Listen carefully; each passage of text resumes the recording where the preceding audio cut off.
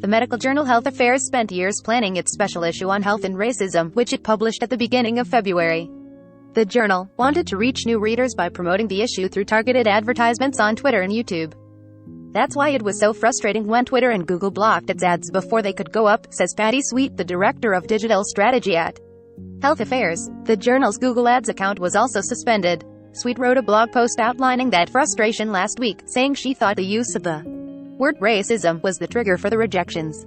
But Twitter and Google say the ad rejections didn't have to do with the language around racism, rather, they were blocked due to policies around advocacy and COVID-19 respectively. The confusion highlights how health research sometimes doesn't fit neatly into categories used by tech companies to flag potentially problematic content, making it challenging for them to push out credible information when certain keywords pop up.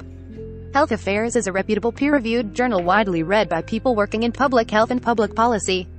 The journal's Health and Racism issue, released last week, includes articles on sexual and reproductive health of Black women in the South, racial bias in electronic health records, health and police encounters, and inequity in the use of home health agencies. It hoped to use the ads to draw in a new audience to this special issue, Sweet says. Google blocked the journal's ads because the advertisements were for discussed COVID-19 communications, and public affairs manager Krista Muldoon told The Verge, ads for content that mentions COVID-19 have to follow the company's sensitive events policy, which blocks ads that potentially profit from or exploit a sensitive event. Twitter said in a statement that the ads were blocked under the cause-based policy, which requires advertisers get certified before publishing ads that educate, raise awareness, and/or call for people to take action in connection with civic engagement, economic growth, environmental stewardship, or social equity causes. Twitter's cause-based ad policy was put into place in November 2019 as part of its regulation of political ads aimed at protecting against bad actors co-opting the platform, and covers topics from climate change to animal rights. Sweet says she's familiar with Twitter's policies but wouldn't have assumed the journal's content would fall under cause-based policy. We're not advocating on behalf of something, we're just putting the information out there, she says. We're just putting the information out there. Health Affairs also got one notice for an ad taken down by Twitter under inappropriate content policy, according to screenshots Sweet shared with The Verge. The ad was similar to the ones flagged under the cause-based policy and described how the special issue focused on racism and health. Twitter spokesperson Laura Packus said in an email to The Verge that any ad would have been denied under the same cause-based policy.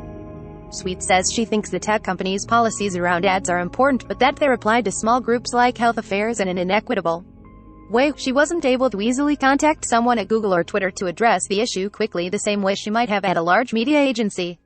As a result, she had trouble getting information from the companies about why the ads were blocked. Sweet also doesn't think Health Affairs even falls under the type of advocacy category that Twitter's policy, for example, is set up to target. We're not a political organization, but when a machine sees health policy, they might assume politics, Sweet says. And when they see us talking about racism and health, they might assume we are advocating on behalf of something for politicians. So, the brand is awkwardly in a nowhere land. Health Affairs got its cause-based certification for Twitter this week and plans to resubmit its ads. Sweet says the Google Ads account is also back on after she submitted appeals. She's hoping her team can now redirect the spotlight to the research rather than the conflict with the tech companies. We're not able to share it with the world as much as we want to, she says. Instead, we're talking about Google and Twitter. Correction, February 18, 5:24 p.m. Eastern Time. An earlier version of the story said that the Health Affairs YouTube account was suspended.